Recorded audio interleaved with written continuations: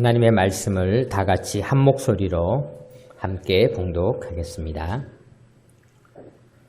다윗이 그날에 여호와를 두려워하여 이르되 여호와의 궤가 어찌 내게로 오리요 하고 다윗이 여호와의 궤를 옮겨 다윗성 자기에게로 메어가기를 즐겨하지 아니하고 가드 사람 오베데돔의 집으로 메어간지라.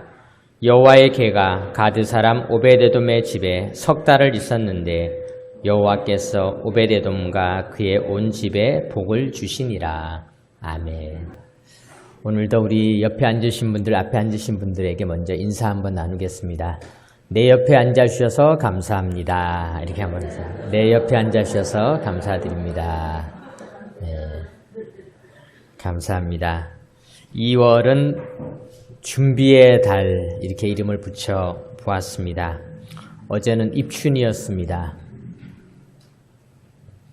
혹독했던 동장군의 기세도 누그러지고 눈꽃이 피었던 나뭇가지에 자세히 보면은 어느새 조그마한 우물 돋을 준비를 하고 있는 살짝 물이 들은 나뭇가지를 보게 됩니다. 자연 만물은 다 준비를 하고 있습니다. 지금은 아직 겨울이지만은 봄을 준비하고 있습니다. 우리도 우리 인생의 준비를 잘하는 귀한 삶이 되시기 바랍니다. 영국의 유명한 수상이었던 벤자민 디즈레일이라고 하는 사람은 39년의 정치 인생 동안에 32년을 야당으로 지내다가 아주 짧은 기간 집권을 했지만은 영국 역사상 가장 큰 기여를 한 아주 유명한 정치인입니다. 그분이 그런 이야기를 했습니다. 인생에서 성공 여부는 준비를 하고 있는가 아닌가에 달려있다. 기회가 왔을 때 준비가 되어져 있는 사람은 반드시 성공할 수 있다.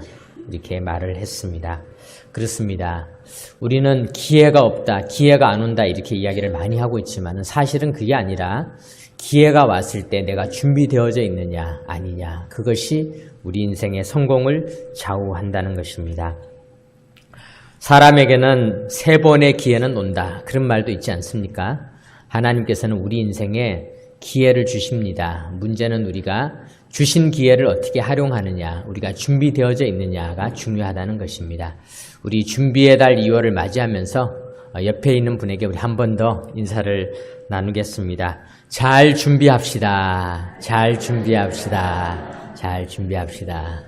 네, 2월 달은 짧지만은 이 짧은 기간에 준비를 잘해서 3월에는 큰 축복이 임하시길 바랍니다.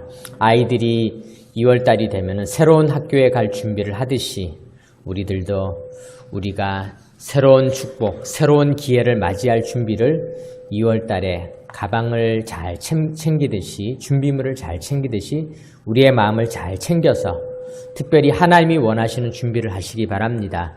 누가복음에 나오는 부자는 자기의 곡간은 잘 준비했습니다. 창고는 잘 준비했어요. 그러나 그가 영혼을 위한 준비를 게을리 했습니다. 하나님께서 말씀하셨습니다. 어리석은 자야, 오늘 밤 내가 내 영혼을 도로 찾으리니. 우리가 준비해야 될 것이 무엇인지 우리의 영혼의 창고를 다시 한번 돌아보면서 2월달 우리의 영혼의 창고가 잘 준비되는 축복의 삶이 되시기를 주님의 이름으로 축원합니다. 오늘 본문은 사무엘하 6장 9절에 오베데돔에 대해서 기록하고 있습니다. 9절에 보니까 다윗이 그날에 여호와를 두려워하여 이르되 여호와의 궤가 어찌 내게로 오리요 하고 다윗이 여호와의 궤를 옮겨 다윗성 자기에게로 메어가기를 즐겨하지 아니하고 가드 사람 오베데돔의 집으로 메어간지라. 여호와의 궤가 가드 사람 오베데돔의 집에 석 달을 있었는데 여호와께서 오베데돔과 그의 온 집에 복을 주시니라. 성경에서 복을 받은 사람들이 많이 기록되어져 있죠. 성경에 보면은 우리가 잘 아는 아브라함이 복을 받았잖아요. 솔로몬이 또 복을 얼마나 받았습니까? 다윗이 복을 받았죠. 이삭도 복을 받았죠. 또 야베스라는 사람도 복을 받았습니다. 그런데 어떻게 보면 성경에서 가장 복을 짧은 기간에 받은 사람이 누구인가 이렇게 이야기한다면 이 오베데돔이라고 하는 사람을 들 수가 있습니다. 오늘 본문에 11절에 기록되어져 있는 것처럼 여호와의 궤가 가드 사람 오베데돔의 집에 석 달을 있었는데 여호와께서 오베데돔과 그의 온 집에 복을 주시니라. 3개월 안에 복된 집안으로 바뀌었다 이렇게 기록하고 있습니다. 그래서 오늘 우리가 이 오벳에돔은 누구인가 한번 생각해 보도록 하겠습니다. 오벳에돔에 대해서 성경에 자세히 기록되어져 있지는 않습니다. 그래서 우리가 이 오벳에돔에 대해서는 많은 자료는 없지만 우선 그 이름을 먼저 한번 살펴보도록 하겠습니다. 오벳은 섬기다라는 뜻이고요. 에돔은 나라 이름이기도 하고요. 또 지역 이름이기도 하고 국가 이름이기도 합니다. 에돔이라는 말의 원래 뜻은 붉다, 빨간색이라는 뜻이죠. 불구스름하다 그런 뜻을 가지고 있는데 에서가 태어났을 때 창세기 25장에 보니까 쌍둥이 아들이 있었죠. 그 쌍둥이가 태어날 때 먼저 나온 자는 붉고 전신이 토록 같아서 이름을 에서라 하였고 이렇게 기록했습니다. 쌍둥이가 태어났는데 둘이 쌍둥이가 다 똑같겠죠. 정말 비슷한데 자세히 보니까 한 아이는 굉장히 붉은 빛을 띠고 있더라. 그래서 이 둘째 이름을 에서라고 붙였다. 그리고 창세기 25장 30절에 보니까 이 쌍둥이 형제 사이에 갈등이 있었습니다. 형과 동생이 늘 갈등을 하다가 어느 날 동생이 형의 장자의 명분을 팥죽 한 그릇으로 사게 되었습니다. 야곱에게 이르되 내가 피곤하니 그 붉은 것을 내가 먹게 하라 한지라. 그러므로 에서의 별명은 에돔이더라 기록하고 있습니다. 에서는 태어날 때 붉게 태어났습니다. 그리고 붉은 팥죽을 먹었습니다. 그래서 에돔인이라 이런 별명이 붙게 되었다. 그래서 우리가 알 수 있는 것은 에돔은 누구인가? 이스라엘의 쌍둥이 형이기도 하지만은 나중에 이스라엘과 원수같이 지내게 되는 에돔이라는 나라를 이야기를 하고 있습니다. 그러니까 우리가 이 오벳에돔은 부모님이 이름을 어떻게 지어주셨는지 모르겠지만은 참 이스라엘 사람들이 듣기에는 아주 좋지 않은 이름이라고 할 수가 있습니다. 우리도 우리나라로 따지면 이름을 이렇게 지었다고 생각해 볼 수 있죠. 아들이 태어났는데 이름을 친일이라고 만약에 지었다고 생각해 봅시다. 그럼 사람들이 야 너는 뭐 친일파냐? 왜 이름을 그렇게 지었느냐? 이렇게 생각할 수 있지 않겠습니까?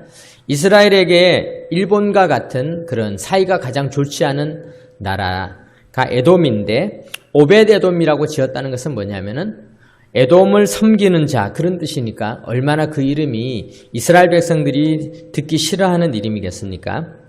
뿐만 아니라 이 오벳에돔에 대해서 11절에는 그가 가드 사람이다 이렇게 기록하고 있습니다. 성경에 보면은 가드라는 지명이 여러 곳이 나오는데요.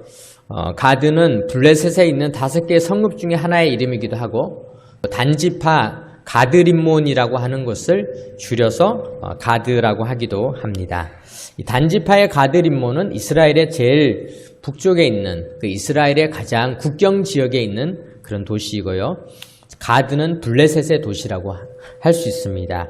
오벳에돔이 어느 가드 사람인지를 정확히 알지는 못하지만은 이 오벳에돔이 가드 사람이다라는 이 말은 어느 지역이든지 간에 이스라엘 백성들이 싫어하는 지역 출신이다라는 것을 알 수가 있습니다. 이렇게 본다면은 오벳에돔은 참 어떻게 보면 복 가는 거리가 먼 인생이었다. 그 이름도 그렇고 그의 출신지도 그렇고 그는 특별히 축복 가는 거리가 먼 그런 사람이었다라는 것을 우리가 알 수 있습니다. 사랑하는 성도 여러분, 하나님께서 우리에게 복을 주시고자 하시면요.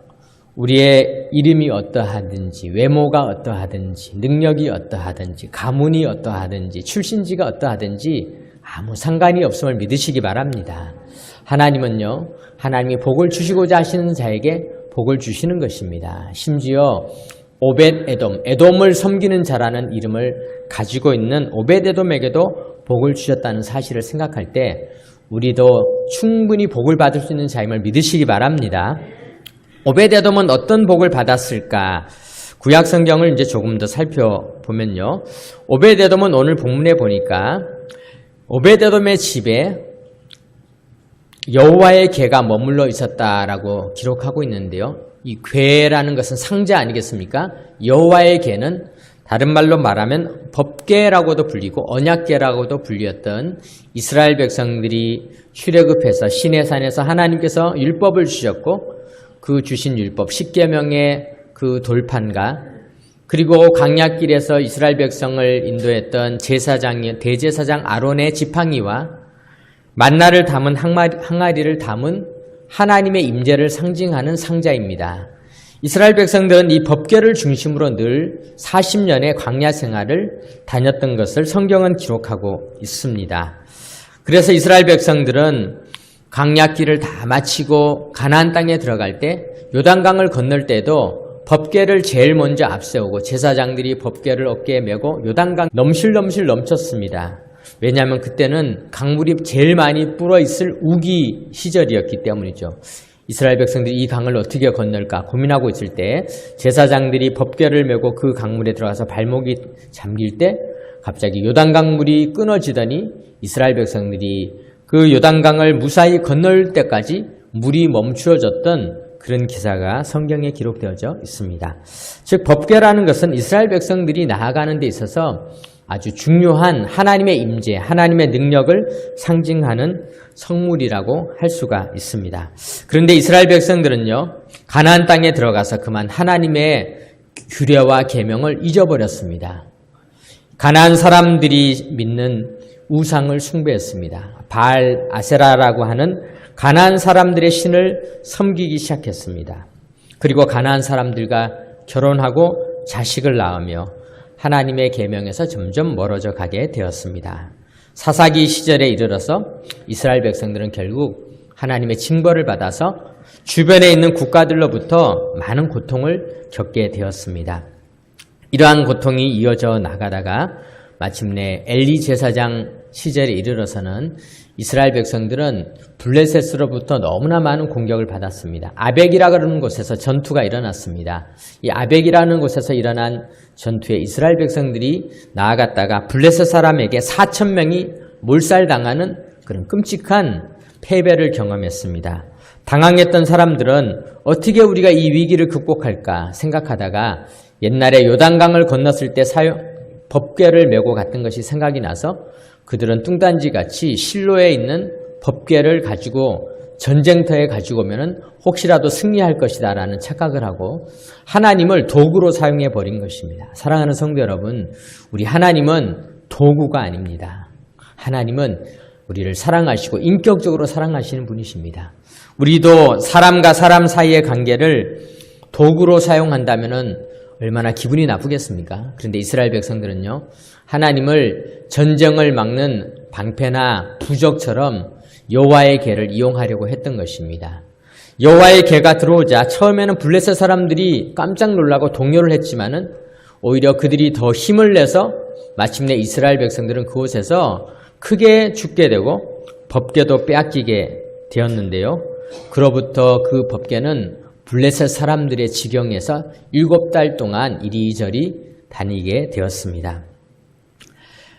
당시 법궤가 이동했던 장면들을 보면은 우리 하나님이 어떤 분이신지를 잘 알 수가 있는데요. 법궤는 아스돗이라고 하는 도시에 갔습니다. 블레셋 사람들이 이제 우리가 이스라엘 백성들의 신을 빼앗았으니까 우리 신전에 넣어두어야 되겠다. 그곳에는 다곤이라고 하는 신상이 놓여 있는데요.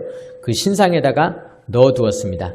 다음날 사람들이 그 법궤를 보려고 왔더니요, 이상한 일이 벌어졌습니다. 법궤 앞에 세워져 있었던 다곤 신상이 갑자기 코를 땅에다 박고는 엎드려져 있는데 그 엎드려져 있는 모습이 마치 하나님 여호와의 궤에게 절을 하고 있는 것 같은 모습으로 딱 엎드려져 있는 거예요.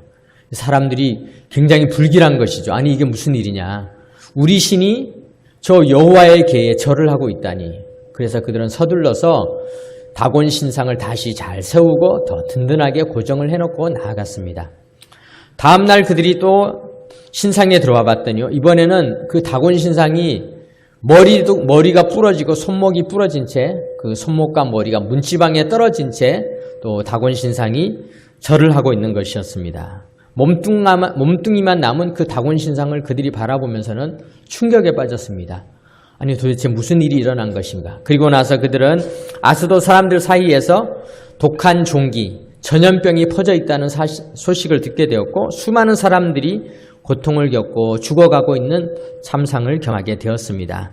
아스돗 사람들은 두려워서 얼른 가드라는 지역의 블레셋의 다른 성읍으로 하나님의 궤를 옮겨버렸습니다. 그런데 가드도 난리가 났습니다. 가드에 도착한 법궤가 그곳에 도착하자 성읍에 있었던 높은 사람, 낮은 사람들이 전부 다 똑같은 종기에 걸려서 모두가 다 고통을 겪고 수많은 사람들이 죽게 되자 이번에는 이들이 에그론이라는 곳으로 보냈습니다.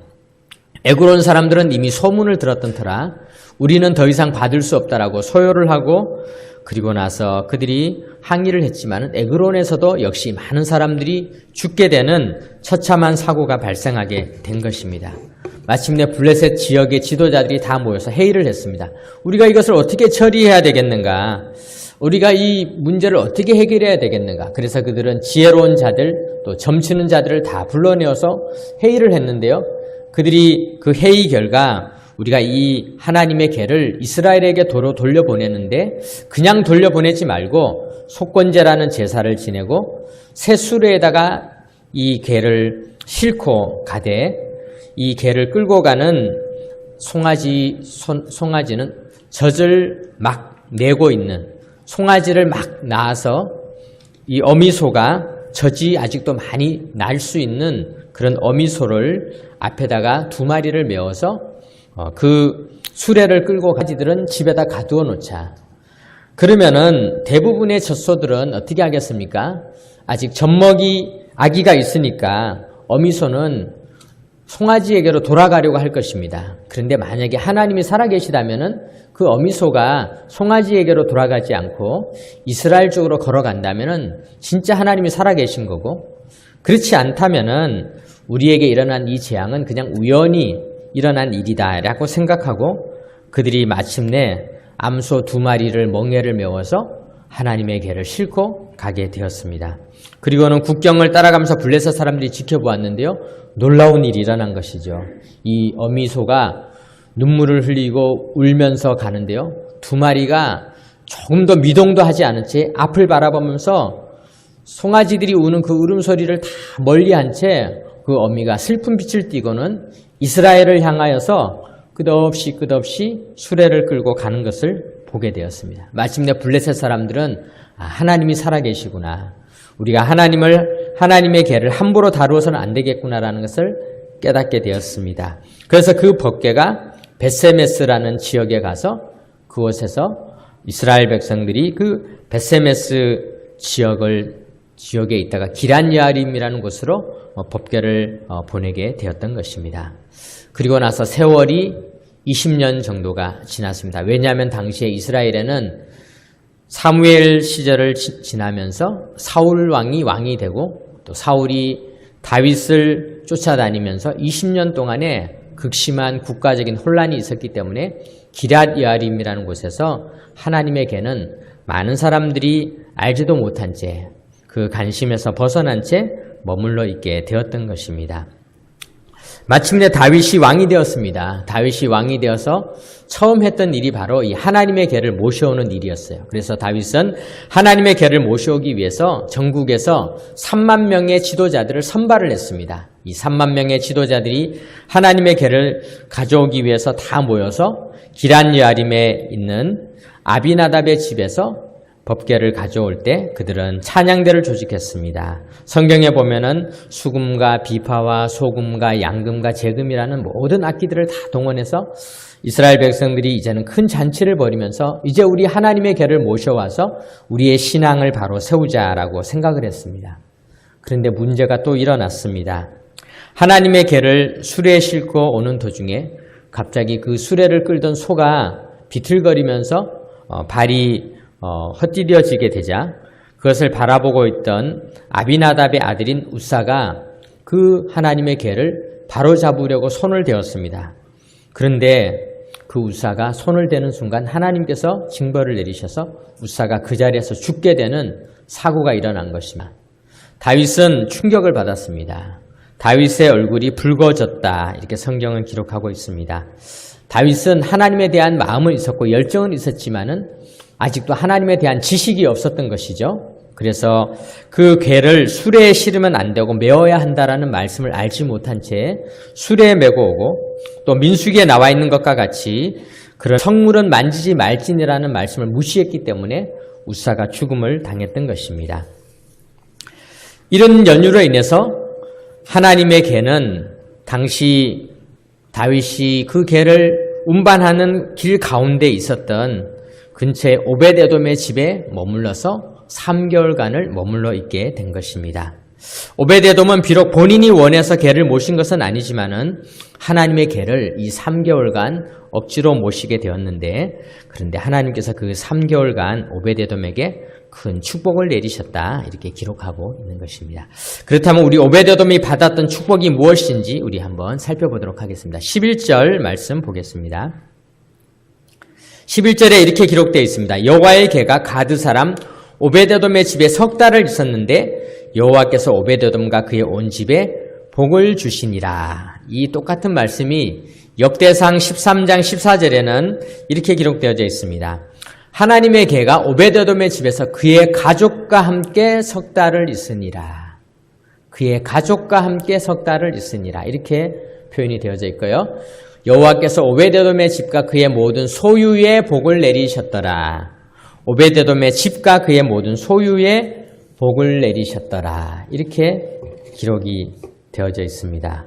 사랑하는 성도 여러분, 이 오벳에돔이 받은 복이 무엇인가? 오벳에돔의 식구들이 하나님의 개가 들어오자 그들은 하나님의 개와 같이 살아가게 되었다라는 것입니다. 그리고 이것이 축복이 된 것입니다. 박노해라는 시인이 쓴 시 중에서 키 큰 나무 사이를 걸으니, 이런 시가 있습니다. 제가 한번 읽어보겠습니다. 키 큰 나무 사이를 걸으며 나는 울었다. 내가 너무 작아서, 내가 너무 약해서. 키 큰 나무 숲은 깊고 험한 길이어서. 키 큰 나무 사이를 걸으며 나는 웃었다. 내 안에는 내가 생각한 것보다 훨씬 크고 강하고 고귀한 내가 있었기에. 키 큰 나무 사이를 걸으며 나는 알았다. 키 큰 나무 사이를 걸어온 사람이 키 큰 나무 숲을 이루어 간다는 걸. 키 큰 나무 사이를 걸으니 내 키가 커졌다. 이런 시입니다. 거목 사이를 걸으니 나도 거목이 되었네. 이것을 풀이한 시라고 할 수가 있습니다. 사랑하는 성도 여러분, 오벳에돔의 집이 복을 받은 이유는 무엇일까? 오벳에돔의 집은 그냥 평범한 가정이었지만은, 에돔을 섬기는 집이었지만은 그들은 하나님의 개가 들어오면서 하나님을 섬기는 집으로 바뀌기 시작했습니다. 그러자 마치 키 큰 나무 사이를 걸어다니다 나도 모르게 키가 커졌던 사람들과 같이 축복을 받는 인생이 되었던 것을 성경은 기록하고 있는 것입니다. 사랑하는 성도 여러분, 우리 하나님을 우리 집에 계신 분으로 믿고 살아가는 가정은 하나님께서 이와 같이 복을 주시는 분이심을 믿으시기 바랍니다. 록펠러라는 분 우리가 잘 알지 않습니까? 60세에 은퇴를 하고 그가 98세에 세상을 떠나기까지 남은 인생을 오로지 돈을 나눠주고 남을 돕는 일에 평생을 바쳤던 사람입니다.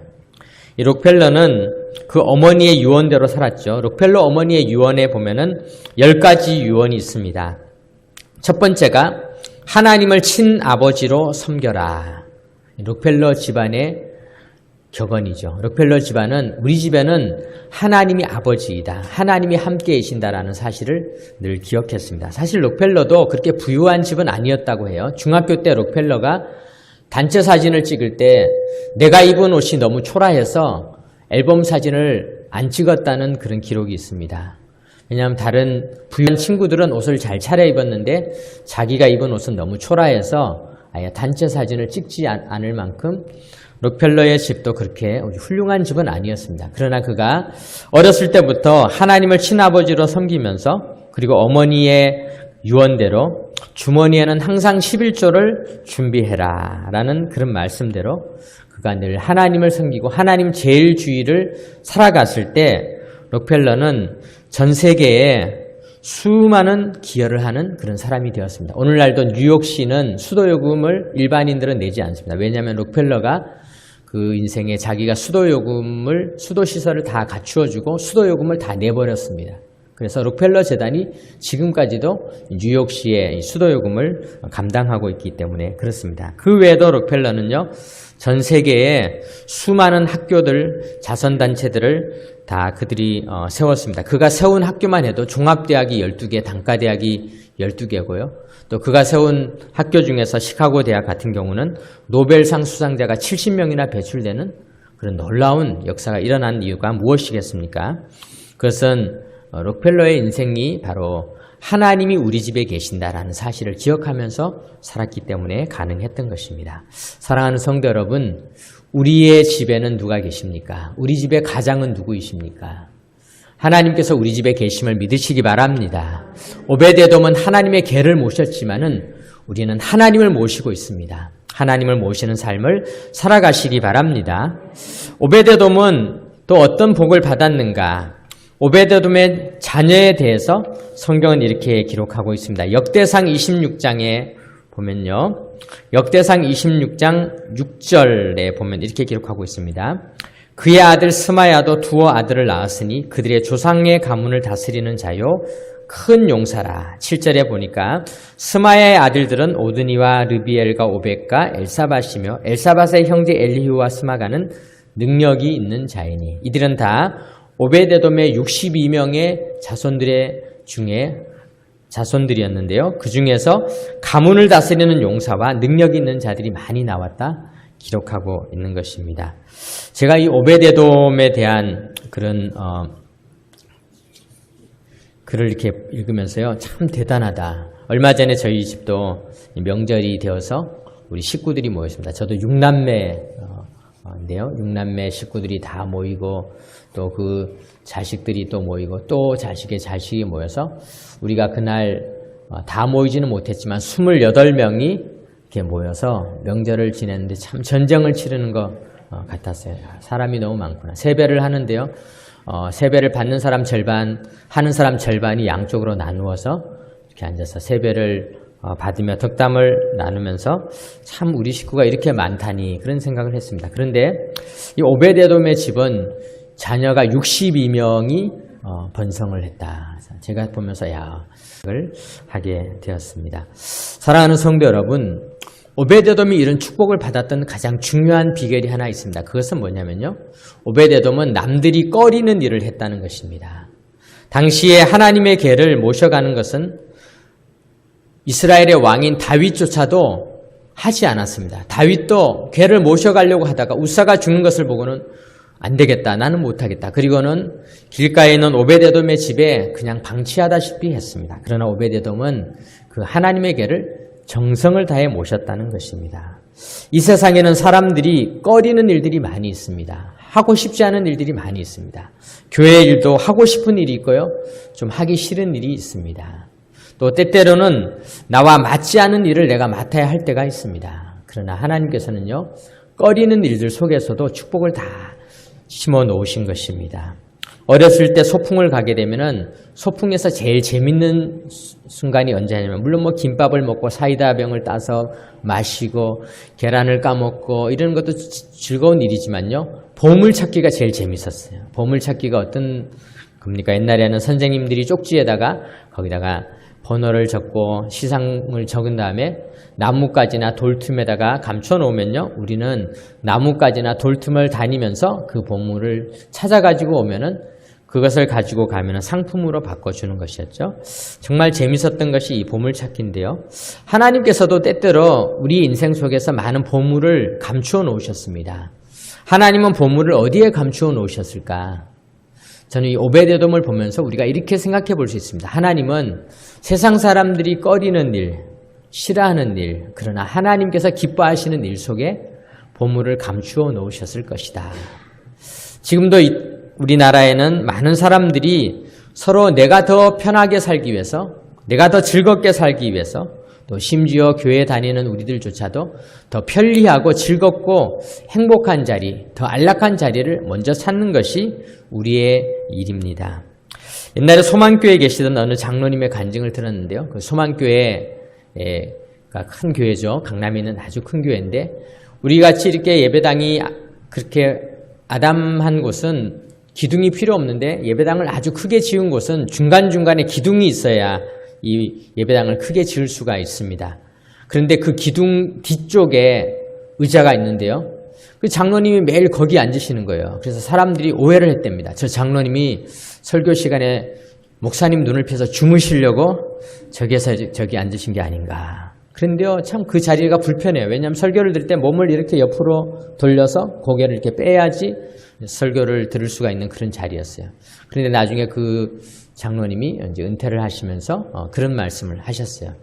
내가 이 자리에 앉은 이유는 내가 교회를 위해서 섬길 수 있는 일이 무엇인가를 찾아보니까 이 자리에 앉는 것은 모든 사람들에게 불편한 자리이다. 기둥이 있어서 목사님을 보기도 참 어렵고 또 고개를 이렇게 돌려야지 예배를 드릴 수 있는 참 불편한 자리인데 내가 남들이 꺼리는 저 자리에 앉는 것도 하나의 봉사가 아닐까. 그래서 하나님께 결심을 하고 그 자리에 앉았는데요. 하나님께서 복을 주시고 은혜를 주셔서 장로님이 되시고 또 큰 축복을 받아 누리게 되었다. 어떻게 보면은요, 사람들이 알지 못하는 꺼리는 일들 한두 가지가 우리 인생을 살아가면서 있습니다. 그런데 하나님은 그 꺼리는 일들, 힘든 일들 속에서 마치 선생님이 보물을 감추어 놓은 것처럼 보물을 감추어 놓았다는 것입니다. 오베데돔의 집은 모두가 다 꺼리는 일이었지만은 그 꺼리는 일을 남들이 하기 싫어하는 일을 맡음으로 말미암아서 축복을 누렸습니다. 사랑하는 성도 여러분, 준비의 달 2월을 맞이하고 있습니다. 오늘 우리들은 2월을 통하여서 우리가 어떤 일들을 계획하고 있습니까? 교회는 하나님을 섬기는 곳입니다. 에돔을 섬겼던 오벳에돔이 하나님을 섬기는 자로 바뀌어졌던 것처럼 우리들도 새로운 계절을 준비하면서 하나님을 섬기는 일을 한 가지씩 꼭 찾으시기 바랍니다. 내가 우리 하나님을 위해서 할 수 있는 일이 무엇일까? 남들이 싫어하는 일이지만은 꼭 필요한 일이 있다면은 내가 그 일을 맡을 때 하나님은 그 일을 통하여서 오베드돔에게 주셨던 큰 축복을 우리에게 주실 줄 믿습니다. 우리가 그 축복을 다 받아 누리시는 귀한 삶이 되시기를 주님의 이름으로 축원합니다. 아멘. 기도드리겠습니다. 하나님 아버지 감사드립니다. 오베데돔의 집에 하나님께서는 복을 주셨습니다. 우리 성도들의 작은 결심, 작은 수고, 알아주지 못하는 작은 섬김이지만 그 섬김 속에서 하나님께서 큰 축복을 감추어 놓으신 줄 믿습니다. 모두가 다 그 축복을 누리며 오베데돔의 집과 같은 큰 축복을 경험하는 가정이 다 되게 하여 주옵소서. 우리 주 예수 그리스도의 이름으로 기도드립니다. 아멘.